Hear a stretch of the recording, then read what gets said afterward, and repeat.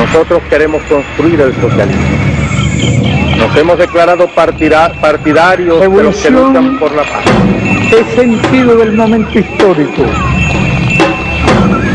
Es cambiar todo lo que debe ser cambiado.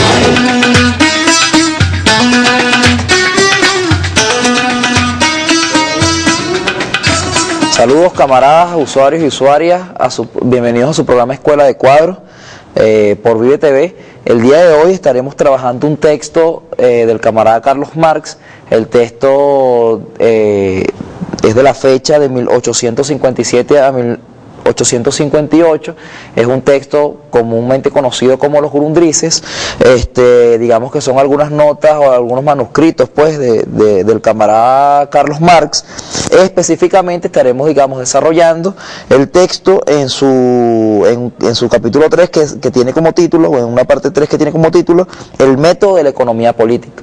Para eso, bueno, estará aquí participando la compañera Cira Pascual, compañero Silvestre Montilla, mi persona Carlos Rodríguez y el profesor que nos estará, digamos, insertando pues en el debate, en la discusión, en la formación de este tema, el compañero Vladimir Lazo. Entonces, bueno, le damos el derecho de palabra de inmediato al compañero Vladimir Lazo para que él nos dé algunos elementos generales pues de lo que son los Grundrises, un poco el contexto histórico en el cual se desarrolla, en el cual se desenvuelve. Entonces, bueno, bienvenido, profesor, le entregamos de inmediato el derecho de palabra para que, bueno, iniciemos el debate. Bien, muchas gracias, buenas tardes, y entonces comenzaremos, ¿no?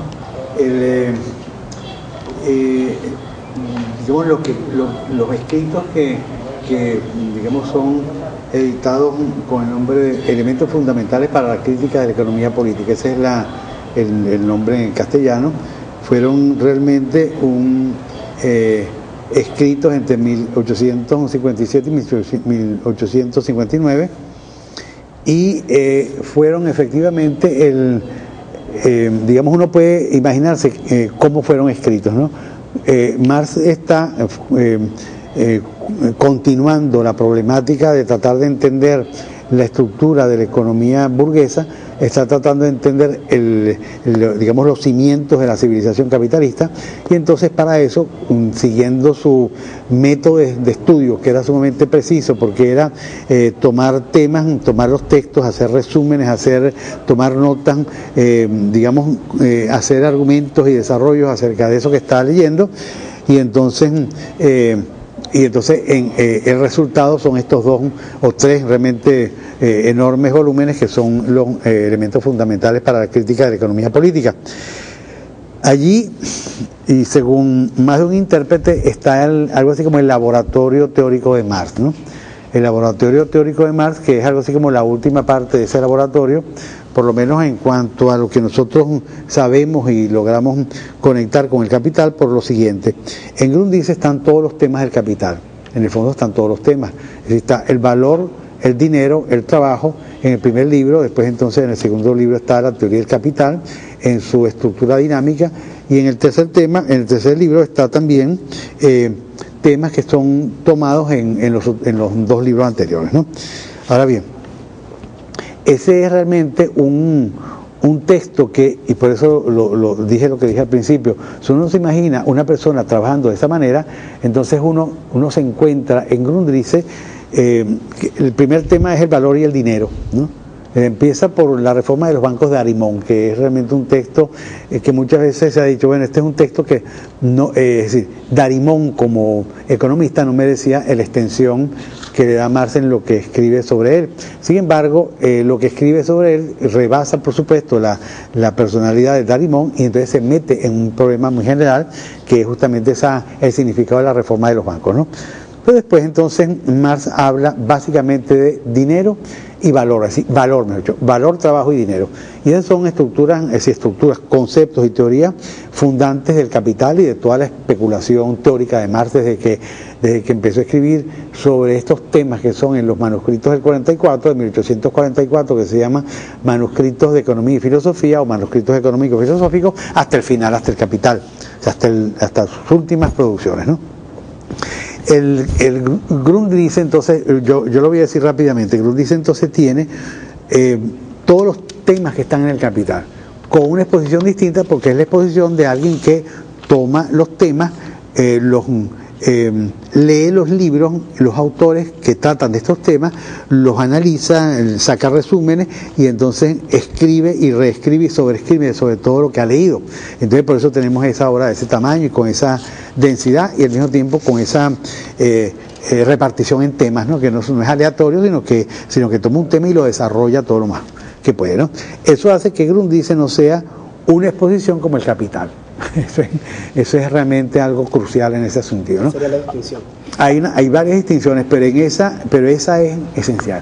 El Grundrisse no fue un libro, o sea, no fue un texto que Marx escribió para su publicación, sino que son sus notas de estudio. Son notas de estudio de una persona como Marx que después escribió El Capital. Y entonces, bueno, eso indica también el tipo de estudio, el tipo de escritura que uno encuentra allí. Profe, hay algo que digamos que puede parecer sencillo, pero un poco me parece importante que los podamos esclarecer, que es digamos el término categoría, ¿no? que utiliza, porque él, por aquí, digamos en varias partes del texto, él diferencia lo que son categorías abstractas, categorías concretas, y a su vez plantea que, bueno, que hay unas categorías que se puede decir que son más simples que otras. Entonces me parece, no sé si pudiera ser importante que nos conversar un poco acerca de esto, bueno, qué es una categoría y cuáles son esos elementos, digamos, que diferencian a una categoría de otra, para de esta forma, digamos, poder iniciarnos a más profundidad con el tema del texto. Sí, fíjate, si uno piensa que es lo que, digamos, de las cosas que dice, ¿no? El dinero es una categoría económica, ¿verdad? Es una categoría, así como es el trabajo, así como es el interés, así como son el capital, es una categoría económica. Sí, incluye una serie, digamos, de relaciones y de fenómenos, ¿no? Las categorías, ¿no? El dinero incluye dentro de sí el hecho de que el dinero es normalmente un objeto, pero también incluye que ese objeto es un símbolo de valor, pero al mismo tiempo incluye que es contenido de valor y que entonces tiene una función social que sirve, entre otras cosas, para que las mercancías puedan circular. Y entonces también el dinero incluye dentro de su condición de categoría el hecho de que es fundamental en la acumulación de capital, ¿no? Ahora bien, pero el dinero, en eso que estamos diciendo, es en la forma de ser del dinero en el capitalismo, cuando la categoría dinero es realmente lleva a su máximo nivel de concreción. Ajá. El dinero como categoría es antiquísima, ¿no? Fue inventada por los fenicios, al parecer, algo así como en el siglo VIII antes de nuestra era. Y entonces eso significa que tiene una existencia muy antigua, ¿no? En ese tiempo el dinero era algo que servía para, vamos a decir, funciones prácticas prácticamente, o sea, funciones, digamos, que facilitaban el intercambio por la cantidad, digamos, de trueques que habría que hacer, y que justamente el dinero, digamos, en un proceso bastante largo, lo que hizo fue sustituir, o mejor dicho, instituirse como una mercancía que servía para intercambiar por todas las mercancías. Entonces, por supuesto, el dinero comenzó así, y cuando comenzó así, el dinero no organizaba la sociedad entera. Yo voy a poner, digamos, de la manera más así como más alejada un momento del otro. Cuando se inventó el dinero no fue el organizador de la sociedad, sino que servía para los intercambios en la cuenca del Mediterráneo, que era una cuenca, un mar realmente de intercambios intensos desde muy antiguo, ¿no? Sin embargo, después de las cruzadas, o con las cruzadas, se formó el primer sistema, el primer mercado moderno. Ese primer mercado moderno fue el mercado de capitales, el mercado de dinero. Y entonces el dinero, a partir de allí, se volvió algo así como la variable activa que permitió que el dinero se volviera un objetivo para aquellos que estaban justamente realizando labores económicas, que eran, en primer lugar, como banqueros, entonces por lo tanto acumular dinero, pero después también como industriales y comerciantes, que entendieron que podían hacer más dinero invirtiendo dinero y produciendo y tirando el producto al mercado, ¿no? Entonces ahí el dinero se vuelve una categoría mucho más concreta, porque de aquella categoría que era un simple, digamos, objeto que servía para facilitar los intercambios, que con el trueque ya eran difíciles por la cantidad de mercancías que había que trocar y cosas así, en cambio el dinero, a partir del mundo moderno, se vuelve el organizador de la sociedad. Entonces el dinero es un fin en sí mismo. O sea, el dinero es la finalidad del modo de producción capitalista, porque tiene como finalidad acumular dinero. Entonces, ahí el dinero se vuelve la categoría más concreta en ese sentido, o una de las categorías más concretas del capitalismo. O sea, la que dirige el modo de producción capital y supedita todas las funciones a la lógica del dinero, que es de la acumulación de capital. Profesor, en el texto básicamente hay tres temas fundamentales. El día de hoy nos centraremos en los dos primeros. Los temas serían el método correcto, ¿no? Y también el segundo tema sería la relación entre el método expositivo o la dialéctica y la historia. Y luego, por último, bueno, un plan preliminar para el capital, que quizás no es tan importante, ya que luego se cambió ese plan. Pero los dos primeros temas son bien fundamentales. El primer tema, que podríamos decir que es precisamente el tema del método. Marx habla en cuanto al método para la investigación, el método para la economía política. Es ir de lo concreto a lo abstracto, de lo abstracto a lo concreto, o sea, ir de lo concreto confuso a lo abstracto y luego volver a lo concreto, podríamos decir, pensado. Y eso es una suerte de viaje circular o de odisea, ¿no? Y en cuanto a eso, yo quería leer del texto una cita, ya que esto es, digamos, uno de los ejes centrales del texto, para que luego usted nos ayude a comprenderla mejor. Voy a leer pues la cita. La población es una abstracción si dejo de lado, por ejemplo, las clases sociales de que se compone.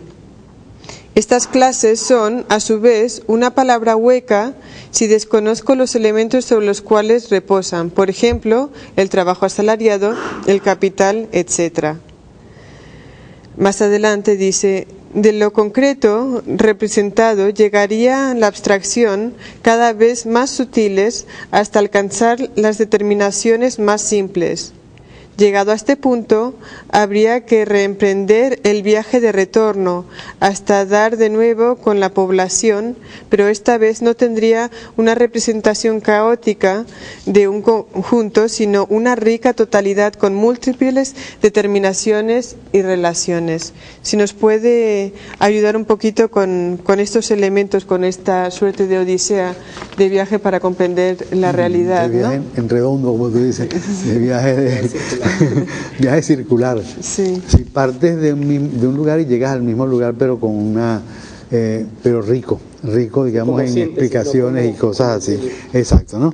Es interesante porque, claro, digamos, hay uno puede, el asunto de la representación, que es un poco una de las preocupaciones y tal, digamos, encararla desde varios puntos de vista, ¿no? Es decir, varios puntos de vista a partir de cómo se plantea en la crítica de la razón pura. Entonces yo solamente lo diré muy cortamente porque no es el tema, ¿no? Pero en el fondo, la crítica de la razón pura inspira, lo voy a decir entonces, por su consecuencia, inspira un libro muy importante que se llama El mundo como voluntad y representación, ¿no? Que es escrito por un kantiano que se llama Arthur Schopenhauer, ¿no? Entonces resulta que en el fondo todo lo que nosotros tenemos en nuestra mente es una representación del mundo, de la realidad, de todo el entorno que nosotros tenemos. Lo que tenemos son representaciones, así como, es decir, nosotros somos una cámara de video pero humana, ¿no? La cámara de video es la extensión nuestra en un objeto, ¿no? Pero hacemos lo mismo, pero nosotros lo hacemos mejor. Nosotros estamos permanentemente representándonos en el mundo exterior. Ahora, esa representación que tenemos en el mundo exterior es una representación evidentemente no verdadera. Para que sea verdadera tenemos que someterla a un proceso, digamos, de desagregación, desmontaje, de clasificación y de profundización en sus integrantes, sus partes integrantes, para entenderla, ¿no? Y para transformarla en un todo, vamos a decir, pensado científicamente, ¿no? Que eso es un poco lo que está aquí. Es decir, esto que acabamos de leer es algo así como la pequeña historia o una historia resumidísima del desarrollo de la economía, de la teoría económica, ¿no? Pues la economía realmente comenzó a pensar en ese tipo de problemas, ¿no? Es decir, cualquier objeto en el siglo XVI de un pensador que quería entender cómo es que el mundo económico funciona tenía que tener como objeto la población. O la población, la nación, digamos, las circunscripciones en las cuales una nación funciona y todo eso, ¿no? Haciendo eso, aquel que está investigando, y no es una persona, sino que es un proceso, porque es de lo que está hablando Marx, ese proceso lleva a que poco a poco digamos, los continuadores, o sea, los sucesores, los sucesivos teóricos empiecen a desagregar partes de la población, ¿no? Entonces entiendan que la población está compuesta de clases, es decir, las clases sociales son, digamos, una sociedad con una población, esa población se subdivide en clases. Entonces la pregunta es, ¿y en qué consiste que una clase sea esa clase y no otra clase? ¿Qué distingue una clase de otra? O sea, ¿qué tiene una clase que la otra no tiene? Y viceversa. Y entonces, por supuesto, ahí llegamos a otras partes, ¿no? Llegamos a que la división de la población en clases depende de la posición de algo específico, ¿no? Los dueños de la tierra son la clase de los terratenientes, ¿no? Entonces, esos dueños de la tierra que no son industriales, sin embargo, le alquilan la tierra a industriales. Entonces los industriales son otra clase de la sociedad, que son los dueños de los capitales. Y aquellos que no tienen ni tierra ni capital son los que son los dueños del trabajo. Entonces ya uno ahí entiende que las clases la sociedad está formada, al menos en aquel tiempo, por 3 clases, y cada una de ellas se distingue por la posición de un factor de producción, porque como se trata de economía, son factores de producción. Si estuviésemos hablando de otra cosa, sería otras cosas. Pero estas son los objetos de propiedad de estas 3 clases que se conjugan en un solo proceso, que es la producción de la riqueza material. Esa producción la organiza el dueño del capital, y al final hay más capital del que había al principio. Entonces la población, sí. Dime. Bueno, simplemente que tenemos que ir a un corte. Yo creo que cuando volvamos continuamos con el método. Los compañeros tienen intervenciones, concretamente Silvestre. Ya volvemos, estamos estudiando con Vladimir Lasso el método de la economía política de los Grundrisse.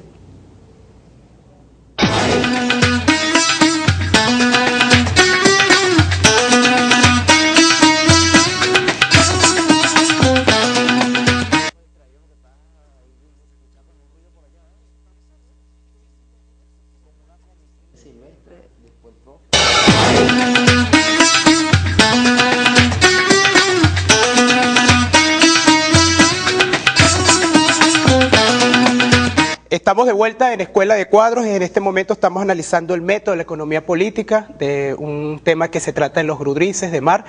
Bueno, estamos contando aquí con la participación del profesor Vladimir Lasso. Antes que nos fuéramos a la pausa, estábamos analizando acerca del método en la construcción de la economía política, y bueno, hablamos sobre lo concreto y lo abstracto. Entonces comentaba la compañera Cira que era como una especie de círculo donde se partía de lo concreto al abstracto y después se llegaba a lo concreto, pero lo concreto llegaba como a una totalidad que no era como desorden caótico, sino como síntesis y relación y múltiples relaciones. Entonces en este momento también se trata que es un asunto de todo el proceso del conocimiento, o sea, que es como desde dónde se parte, como desde lo concreto no es en sí mismo, desde lo concreto no se llega en sí mismo a lo concreto, sino que va hacia un proceso abstracto, y como desde el pensamiento no se tiene como mismo resultado el pensamiento, sino que, o sea, el hombre pensado no es en sí mismo, no sé si me explico. Sí, y me gustaría que nos explicaras ese proceso de lo abstracto a lo concreto y de lo concreto al abstracto como proceso ahí dialéctico del proceso del conocer. Sí, bueno, trataré. Fíjate una cosa. Siguiendo las palabras de Marx y lo que Marx está diciendo, ¿no? Cuando dice, vamos a ponerle atención a las palabras, dice, parece correcto empezar por lo real y concreto. Parece correcto empezar por lo real y concreto, con el presupuesto efectivo, es decir, con aquello sin lo cual no se puede pensar en la economía, y aquello sin lo cual no se puede pensar en la economía es la población, ¿no? Entonces eso parecería como si fuera lo más concreto, es decir, lo más concreto, bueno, porque sin eso no existe economía, y con eso sí lo existe, ¿no? Entonces eso parecería como si fuera lo concreto. Y además hay que poner entonces atención a las palabras de Marx. Dice, parece correcto empezar por lo real y concreto. Entonces, con el presupuesto efectivo, en consecuencia, empezar, por ejemplo, en la economía con la población, ¿no? Eso parece como si fuera lo más concreto. Entonces, si uno empieza a explorar en qué consiste la población, uno no puede dejar de advertir las clasificaciones que se dan en el mundo real que nosotros vimos antes. Entonces, cuando nosotros llegamos a que existen 3 clases sociales, por ejemplo, en el capitalismo básicas, en el capitalismo del siglo XVIII y XIX, entonces nosotros tenemos aquello que parecía muy concreto, no lo era. No lo era porque era una idea general que nosotros teníamos de la, digamos, de la nación, que está formada por su población, su territorio y tal. Pero si uno empieza entonces a analizarlo, entonces aquello que creíamos concreto se nos vuelve abstracto. Se nos vuelve abstracto, ¿por qué? Porque tenemos que hacer una serie de conexiones internas, sí, porque por ejemplo, ¿cuál es la relación entre esas clases sociales, entre los capitalistas y los dueños del trabajo? El salario, por ejemplo. Entonces tú tienes que meter la categoría salario. Entonces si tú metes la categoría salario, tienes que meter la categoría capital. Si tú metes las dos categorías, tú tienes que meter la categoría del dominio, porque el que paga salario tiene un dominio sobre aquel al que le compras la fuerza de trabajo. Entonces ahí uno empieza a complicar aquello que parecía lo concreto y lo real, que era la población, y lo complicas de tal manera que al final lo que tienes es aquello que era la población, pero tan determinado que le has metido una cantidad de determinaciones que ahí es cuando realmente es concreto. Por eso es por lo que dice, lo concreto es concreto, porque es justamente síntesis de múltiples determinaciones. Es decir, en el mundo real la cosa se da de esa manera, es complejísimo el mundo real. Entonces si uno empieza a pensar el mundo real a partir de una representación que uno cree que es la más real y concreta, se equivoca. Porque entonces hay que profundizar en eso y hay que entonces investigarlo internamente para ver cómo está constituido, cuáles son las relaciones que existen entre las clases, entre las personas, las relaciones con el poder y todo eso. Y al final lo que tú tienes es aquello con el que comenzaste, que creías que era realmente lo concreto, pero no lo es, porque lo concreto ahora verdaderamente es eso, pero con todo el enriquecimiento que tú le puedes haber dado para explicarlo. Entonces ahí es donde está realmente lo concreto. Lo concreto entonces es la síntesis de múltiples determinaciones. ¿Cómo se hace eso con el pensamiento? En la realidad, bueno, la realidad se constituye permanentemente de esa manera, pero como se trata de método de la economía política, es el método para comprender. ¿Cuál es el método entonces en el fondo? ¿Cuál sería? El de determinar. Es decir, ¿determinar qué significa? Uno tiene, digamos, la representación de la población. Uno se hace, mejor dicho, la representación de la población, porque tú nunca te representas la población como población. Uno ve personas, pero no la población. Pero sin embargo, hay que tomar como un objeto de estudio la población para entender cómo se enriquece o se empobrece la población y cuáles son las tareas que se realizan en una sociedad para enriquecer la población, entonces por lo tanto para hacerla mejor y cosas así de ese tipo, ¿no? Entonces, ¿qué es lo que haces entonces? Empezar a determinar. ¿Cómo determinas? Bueno, empiezas a ver cómo es que está constituida la población. El ejemplo aquí está constituido en clases sociales. Entonces, ¿qué determina las clases sociales? Esa es otra determinación. Primero la determinación, que son clases, y después qué es lo que determina esa determinación, es decir, qué es lo que hace que algo sea una clase social. Después entonces que tú descubres que es que unos son dueños de la tierra, otros son dueños del capital y otros son dueños del trabajo.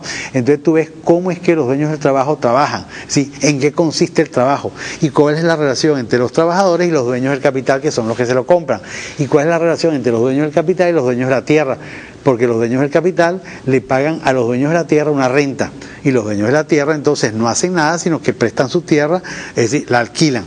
Entonces tú empiezas a establecer esas conexiones, y esas conexiones que estás haciendo son determinaciones. O sea que en este método para la economía, las determinaciones de lo abstracto conducirían o llevarían a la reproducción de lo concreto. La reproducción de eso que era justamente el objeto general que querías estudiar, lo llevas a tal nivel, digamos, de especificación, que ahí es cuando es realmente concreto. No es concreto porque sean cosas, sino es concreto porque lo conoces, lo has determinado minuciosamente en sus relaciones.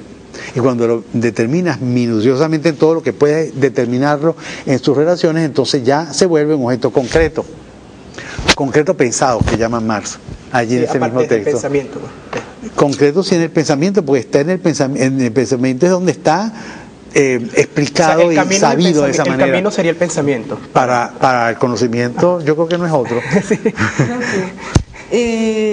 Usted sabe que antes de comenzar el programa veíamos un esquema, ¿no? Un esquema que presenta Dussel en la producción teórica de Marx. Quizás no comulgamos, o seguro no comulgamos con Dussel en todo, pero este es un esquema que nos puede ayudar a entender, podríamos decir, este viaje, esta odisea. Y lo voy a poner aquí para que los compañeros, mientras lo vamos leyendo, para que se le haga una toma al esquema.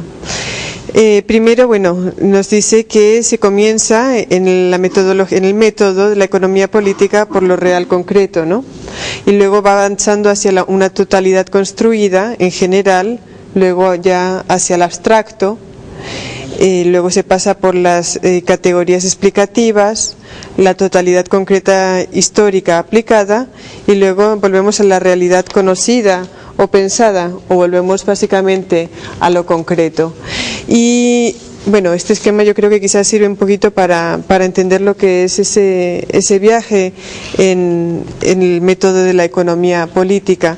Yo tenía una pregunta concretamente. Si en ese circuito que se utiliza a menudo el viaje de Odiseo para explicarlo, cuando estamos utilizando esa imagen del viaje y cuando tratamos de colocar los elementos en el momento de retorno, el momento de llegar a Troya y volvernos, ¿qué categoría colocaríamos en el punto hasta el que llegamos, o sea, el momento de mayor abstracción? ¿Cuál sería la categoría de mayor abstracción? ¿El capital, el valor, la mercancía? En el proceso del estudio de la economía política. Eso es realmente tú, creo yo, que has dado en el centro, ¿no? Yo creo, así es lo que me resulta, y lo que resulta del Capital y de los textos anteriores, que la categoría central, porque es aquella que sirve para explicar todas las demás, y que es la pregunta de Marx desde el principio, es el valor. Es decir, es una cosa que parece como si fuera muy simple, ¿no? Marx se pregunta en el fetichismo, en la parte 4 del capítulo 1 del Capital, del primer libro del Capital, se hace la siguiente observación, ¿no? Dice, la economía política ha tratado de entender el valor y el contenido del valor, ¿no? Y entonces ha descubierto en esa forma que es el valor, su contenido que es el trabajo. Y ha también determinado cómo, digamos, medir el valor y cosas así en relación a la cantidad de trabajo, ¿no? Entonces, eso lo hizo la economía clásica. Eso lo hizo ese recorrido que partió precisamente de la población y llegó al valor, y llegó a la conexión entre el valor y el trabajo. Entonces, eso significa en este texto, en alguna parte, que dice que ha sido ese el camino de la economía política, ¿no? Porque la economía política se trató de preguntarse ¿cuál es el contenido de la forma? La forma es el valor, es decir, la transformación de todo en mercancía. Es decir, es la forma básica de la sociedad capitalista. Todo se transforma en mercancía, empezando por el trabajo, que es el que produce las mercancías. Él mismo es una mercancía, y entonces todo en el capitalismo es mercancía. Entonces, el proceso, digamos, de formación de la economía política consistió en identificar el problema, que eso fue lo que hizo Petty, y profundizarlo, pero la profundización siempre tuvo como una dirección el supuesto de la conexión específica entre trabajo y valor. Entonces continúa en ese pequeño texto Marx diciendo, en ese texto del fetichismo, dice, pero lo que no se preguntó la economía clásica es por qué ese contenido en una época de la historia adopta dicha forma. El valor es una forma.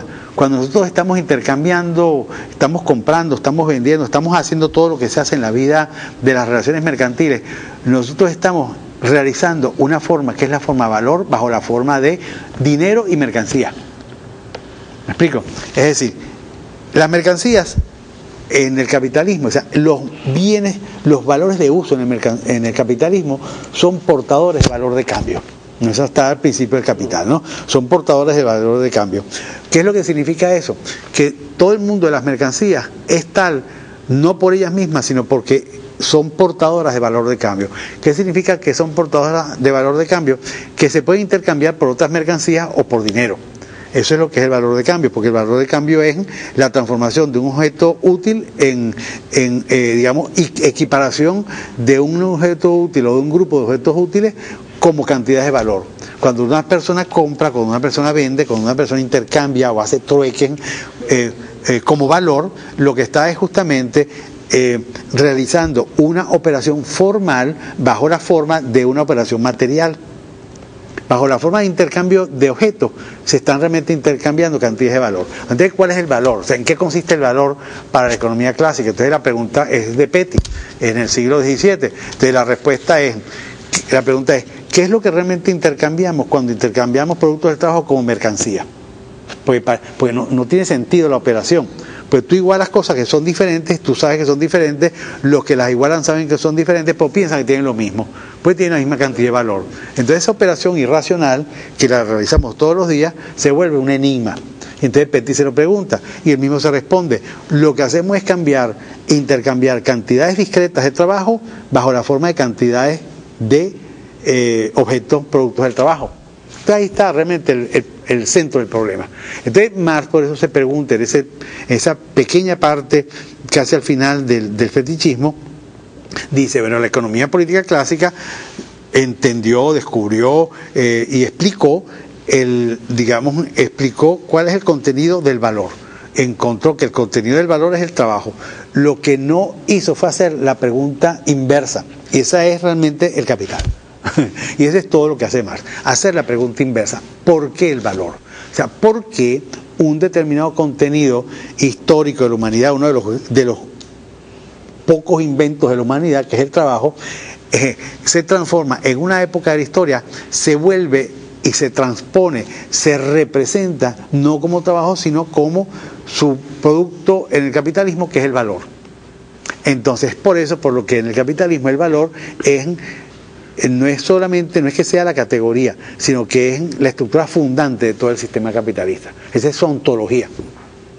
Profe, vamos a ir cerrando en el próximo segmento, y creo que los compas tienen aquí algo que aportar, que preguntan en relación a esto. Estaremos tocando la relación entre el método expositivo o la dialéctica y la historia, que es un tema fundamental. Pero antes de ir al corte, yo quería retomar un poquito algunos de los elementos básicos, ¿no? En este viaje de lo concreto al abstracto y de lo abstracto a lo concreto. Entonces el valor estaría ya en ese momento que es el momento de mayor abstracción, pasando por plusvalor y capital, en el método que va desarrollando Marx en su estudio de la economía política. Estamos estudiando los Grundrisse con el profesor Vladimir Lasso. Ya volvemos con más de Escuela de Cuadros.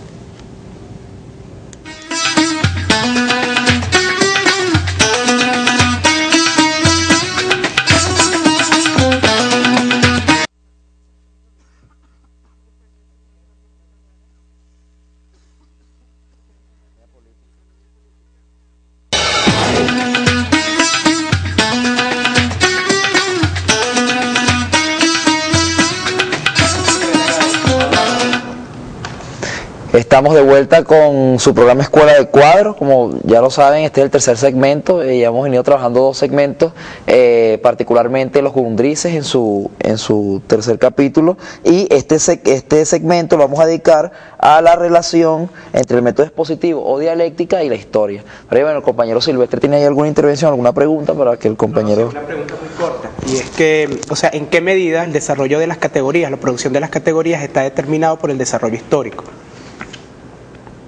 Esta es toda mi pregunta. Nada más eso. Sí. Bueno, fíjate que de alguna manera en lo que dijimos antes, uno un poco está diciendo eso, ¿no? Es decir, vamos a tornar otra vez, porque ya lo tenemos así sobre la mesa, el problema del dinero, ¿no? El problema, no, la categoría del dinero. El dinero comienza a existir en un momento en que es una sociedad esclavista, una sociedad comercial básicamente, porque el Mediterráneo era un lugar, digamos, de altos niveles de comercio, porque es un mar, es un lago gigantesco donde hay ribereños, una cantidad de pueblos y tal y eso, que producen y comercian y tienen necesidades, ¿no? Entonces se inventa el dinero, pero el dinero comienza a existir dentro de sociedades esclavistas, dentro de sociedades no capitalistas, ni siquiera sociedades de alto desarrollo, vamos a decir, de alto desarrollo en el sistema productivo. O sea, producen realmente para sus necesidades, ¿no? Y entonces el excedente lo intercambian, entonces llega un momento en que el intercambio exige, digamos, una mercancía que sirva como almacén de valor, y entonces, bueno, se mete el dinero. Vamos a suponer simplificadamente, ¿no? Entonces, la historia del dinero no es la historia del capitalismo. En cambio, el capitalismo sin el dinero no existiría. Entonces, el dinero en el medioevo tuvo poca importancia. En una época final del Imperio Romano sí existieron bancos, y existieron tipos que acumulaban dinero y eran realmente banqueros, o sea, le prestaban, pues, hacían las funciones de banquero, que no existía todavía la función, pero que ellos tenían pues esa función. Hay nombres muy... Si quien estudie cristianismo primitivo, en esa época había justamente una serie de banqueros que servían justamente intermediarios en la compra y venta de cosas que se volvían mercancías por ese medio, ¿no? Entonces, pero no existía capitalismo, y no existía capitalismo tampoco, obviamente, en el medioevo. Pero el dinero, en una época de la historia, se volvió la categoría que organiza la historia. Que organiza la historia porque organiza las sociedades. Entonces, allí nosotros tenemos, o sea, con el dinero tenemos una categoría en la cual uno puede rastrear y puede, digamos, en su historia, puede, digamos, identificar cómo en una época el dinero se vuelve el fin de la producción. Es decir, no producían dinero, o sea, producían mercancías para producir dinero, lo cual significa que para hacerlo tenían que organizar la producción de una manera diferente, tenían que usar los bancos de una manera diferente, como eran los cambistas en la Edad Media o digamos los protobanqueros que existían en el mundo romano, y entonces ya ahí los bancos tenían una función muy específica, que era el crédito para los digamos, desarrollos de las artesanías, y para el desarrollo sobre todo de la producción de objetos para los mercados exteriores, ¿no? Entonces, ahí nosotros vemos que una categoría que nació como muy simple, muy de uso, vamos a decir, en parte esporádico, pero también en parte básicamente empírico y no organizativo de la sociedad, se volvió después del siglo XIV la categoría que organiza la sociedad. Cuando la organiza, entonces no es que el dinero lo organiza, sino como el dinero es un tipo de riqueza móvil que se intercambia por todas, y todas se intercambian por dinero, y había un sistema productivo ya preparado como para transformar el dinero en aquella finalidad de un sistema productivo que podía extraer dinero del dinero mediante el trabajo y la producción de mercancías, de objetos útiles para intercambiarlo. Entonces el dinero se volvió una categoría mucho más plena de lo que había sido en la Edad Media, que tuvo una existencia menos importante, pero que había nacido en el siglo VIII más o menos, antes de nuestra era. Entonces uno puede pensar, digamos, seguir el desarrollo, digamos, unilateral, por supuesto, de la civilización occidental con el dinero. O sea, como el medioevo el dinero no era una categoría importante, y sí lo eran otras categorías, ¿no? Pero también como en esa importancia que tienen las categorías para el seguimiento de la historia. En este texto Mar señala, y lo comentamos al aire, fuera de cámara, que por ejemplo, como Mar hace que un señalamiento a Hegel, que Hegel comienza su filosofía del derecho con la categoría de posesión, y Mar lo critica diciendo que primero fue la categoría de familia, que la categoría de posesión, y explica cómo formas organizativas de la sociedad se fueron dando a partir del germen de la familia como comunidad básica de organización social, y no la posesión, que apareció muchísimo después, ¿no? Ahí hay una cosa muy interesante, porque la filosofía del derecho de Hegel no es un texto histórico, sino un texto sistemático, ¿verdad? Entonces Hegel comienza precisamente con la posesión, y la posesión de parte de la naturaleza, que es lo que está diciendo Hegel, y a partir de la posesión después de la familia, es como se arma lo que Hegel llama la moralidad. La moralidad son las relaciones entre las personas, ¿no? Pero las relaciones entre las personas siempre requieren de un marco exterior a esas relaciones. Ese marco exterior normalmente es el Estado. El Estado, con sus determinaciones sobre las relaciones entre las personas, justamente les determina los límites de esas relaciones. Entonces los límites son los límites de los contratos, los límites de las relaciones, los límites de la familia, todo aquello que funciona dentro de un Estado en el que, y está pensando Hegel, en el Estado capitalista, en la sociedad burguesa. Entonces un poco el derecho, es decir, algo así como los límites y los márgenes de la libertad dentro de la sociedad capitalista, la filosofía del derecho de Hegel. Pero efectivamente comienza precisamente con la posesión, con la familia, con las relaciones interpersonales, y eso es el reino de la moral. El reino de la moral está supeditado al sistema del Estado, que es justamente el sistema ético. Entonces ahí hay una discusión muy interesante en la filosofía del derecho de Hegel sobre qué tipo de derechos integran una constitución para que la constitución sea suficientemente elástica como para acogerlos, ¿no? Entonces ahí hay algo así como dialéctica de un sistema. La dialéctica de un sistema es lo que nosotros encontramos en la filosofía del derecho. En cambio, uno encuentra en el Capital es la dialéctica del modo de producción capitalista en su dinámica. Entonces nosotros encontramos, por ejemplo, que en el Capital la categoría básica que organiza todo es el valor. Y el valor tiene muchas formas de mostrarse. La primera forma de mostrarse es en el mercado. Ahora, el mercado es la apariencia de algo distinto al mercado, y ese algo que es apariencia en el mercado es el trabajo. Entonces, la categoría trabajo es aquella que en el Capital es funcional con el valor. Realmente en el Capital la relación básica es trabajo-valor. Y esa es la relación que se ejecuta en esos capítulos de la microeconomía del primer libro del Capital, que son 19 capítulos que van desde el 5 hasta el 23. Ahí se ejecuta esa relación, digamos, de mutua dependencia entre valor y trabajo. O sea, el valor es un producto del trabajo, pero el valor es un producto del trabajo, siendo que el trabajo tiene que ser capitalista, es decir, trabajo asalariado. Profesor, yo en relación a lo que está usted planteando, creo que sería bueno leer una cita para comprender más plenamente los desarrollos que aquí plantea, o lo que plantea aquí Marx. Voy a leer. La categoría más simple, comienzo de nuevo, de modo que, aunque la categoría más simple haya podido existir históricamente antes de la más concreta, en su pleno desarrollo intensivo y extensivo, ella puede pertenecer solo a una forma social compleja, mientras que la categoría más compleja se hallaba plenamente desarrollada en una forma social menos desarrollada. Bueno, aquí vemos concretamente lo que nos explica en cuanto al desarrollo histórico y el desarrollo de las categorías, ¿no? Aquí vemos que el desarrollo histórico no coincide necesariamente con el planteamiento dialéctico, ¿no? Y si usted nos puede continuar profundizando sobre esta cuestión. Sí, vamos a decirlo de esta manera.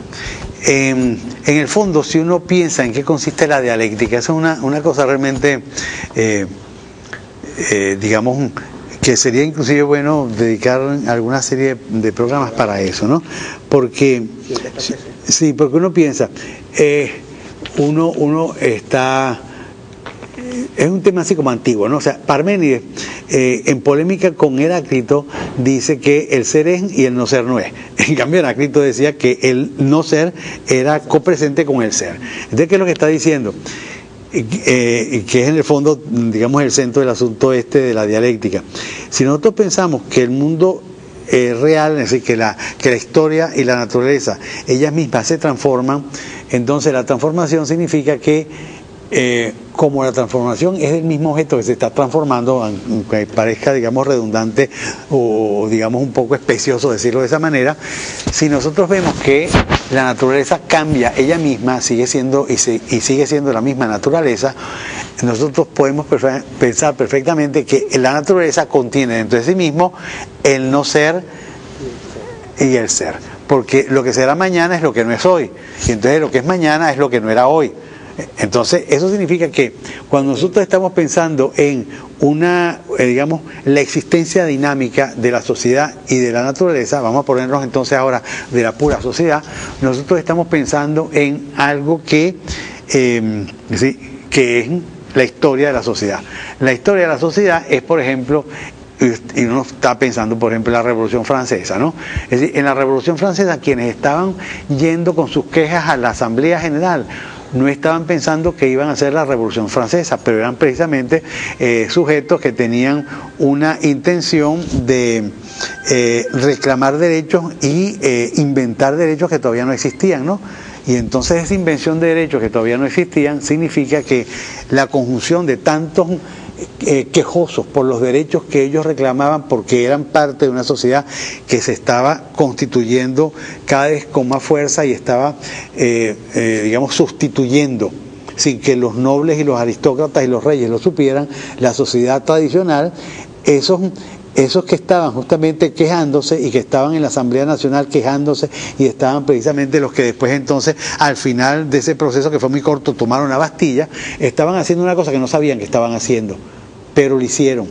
¿Qué fue lo que hicieron? Bueno, las categorías económicas, políticas y éticas que representaban estaban corroyendo por debajo la sociedad feudal, y entonces llegó un momento en que la acumulación de tensiones digamos de gente que con poder, porque eran parte del poder social, porque eran parte del poder productivo de la sociedad, estaban justamente quejándose por debajo de la dictadura de la nobleza y del clero. Llegó un momento en que efectivamente lo que hicieron fue desplazarlos de la escena de la historia. Es algo que aparece, creo yo, que lo dicen en algún momento en las tesis sobre Feuerbach, ¿no?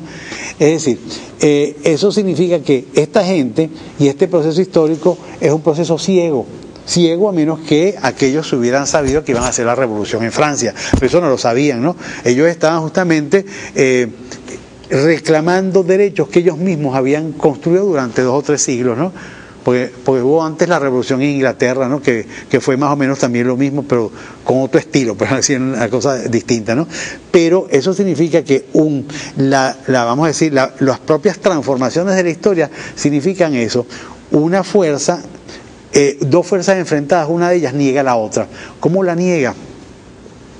Tomando el poder, que es la única manera de negarse en la historia, por parte de una fuerza, las fuerzas que están gobernando en la historia, ¿no? Entonces eso lo hicieron los tipos que iban a la convención, los tipos que venían de Lyon, que venían de Grenoble, de cualquier parte de Francia, a poner sus quejas en París, porque además se abrió, porque el rey convocó a los estados generales, entonces todo el mundo estaba justamente en ese proceso de quejas y de reivindicaciones y de presentación de aquello que ellos necesitaban, porque eran sus necesidades como productores burgueses. Y entonces esos productores burgueses llegó un momento en que fueron una fuerza determinante de una sociedad a la que transformaron, ¿no?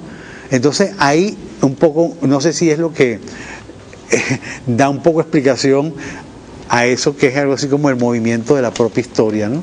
Claro, muy corto, ¿no? Pero... profe, nos queda realmente muy poquito tiempo, pero quizás tenemos como 2 o 3 minutos, y si nos puede mencionar brevemente la relevancia de los Grundrises, o sea, la importancia de leer los Grundrises, digamos, en la formación del revolucionario. Yo realmente creo que son una lectura de primer orden para nosotros, ¿no? O sea, realmente, porque uno encuentra allí, lo encuentra distinto a como aparece en el Capital. En Grundrisse aparece algo así como el piso de abajo de lo que el Capital es el piso de arriba. El Capital es exposición organizada para un fin, que es hacer que los obreros entiendan su situación y entonces tomen las riendas de su propia, vamos a decir, de su propia condición de proletario y de clase que puede sustituir a la burguesía. En cambio aquí en Grundrisse eso está algo así como las reflexiones que llevaron a eso.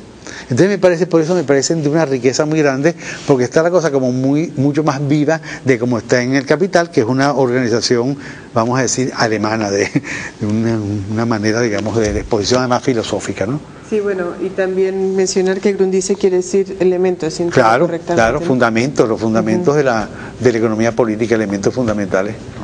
Sí, bueno, hemos llegado al final de nuestro programa por el día de hoy. Invitamos a todos los compañeros y compañeras, bueno, que cotidianamente nos siguen por Escuela de Cuadros, que sigan estudiando, sigan formando, sigan participando. Recordamos también a todos y todas que este programa Escuela de Cuadros es transmitido por Vive TV y Katia TV. Por Vive TV todos los viernes a las 10 de la noche. Si quieren ponerse en contacto con nosotros, puede hacerlo a través del correo electrónico escuelacuadros@gmail.com. Y a su vez puede descargar tanto los programas como los textos que son trabajados en este programa por medio de la página web de katiatv.org. Hasta la victoria siempre, venceremos.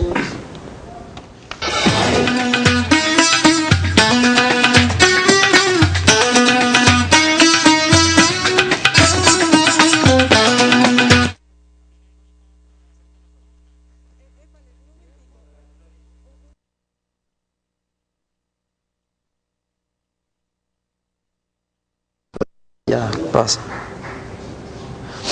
Como si estuvieras escribiendo. Como el Quijote, escribir cada palabra en su lugar. Listo, toma suficiente. Como el Quijote. Bueno, el Quijote. Ajá, otra vez. Ajá, que lo va a hacer, continúa. Ya vamos con algo aquí. Otra página. Ya va, chiquita. Esta que está importante. Ajá.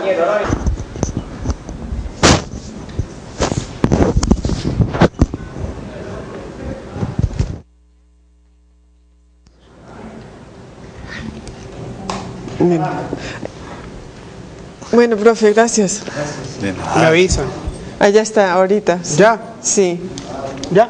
No, o sea, continúa. Sigue en tu labor intelectual. Pirata. Chequeando.